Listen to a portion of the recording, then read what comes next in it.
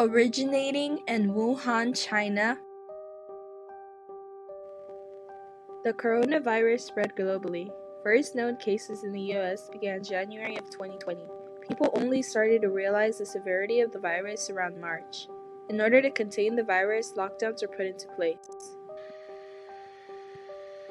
Laws and regulations were put into place, such as mandatory wear of face masks or face coverings, as well as staying 6 feet apart.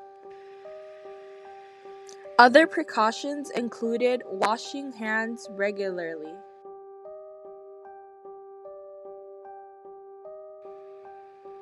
During the beginning of it all, people rushed to prepare for the unexpected. Many stocked up on groceries, personal necessities, as well as masks and face coverings.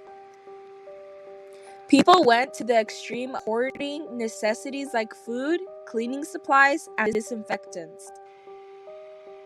And even, strangely enough, toilet paper.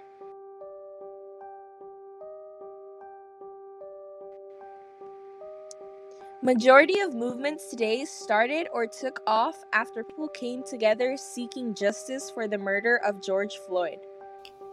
People took on systemic racism, police brutality, and many other injustices. A major part of the discussion was revolved around whether or not to defund the police. Youth around the world began to engage in social, political, and economic topics of discussion. They bring and spread awareness to serious issues that are not being broadcasted by mainstream news or media. Hi, if you care about Indigenous lives, then you need to listen to this right now and spread awareness of what's happening in Colombia. If you've been on the internet for the past week, you've undoubtedly seen or heard a lot about the current situation in Israel and Palestine. And if you consider yourself somebody who's not well educated on the issue, don't worry. Gen Z for Change has spent a week researching, scripting, and producing a series about Palestine and Israel. Another notable topic has to do with mental health. During the pandemic, people have suffered through poor mental health. Many have been forced to face the loss of a loved one, loneliness, isolation, and depression. Research shows that the pandemic has caused a spike in both anxiety and depression. Over the course of a year, percentages have drastically risen. December 2020 is when the first vaccines were being administered. Fast forward to May 2020, when most states in the US and a few other countries have begun to provide easy and quick access to vaccination. More and more people are being vaccinated every day.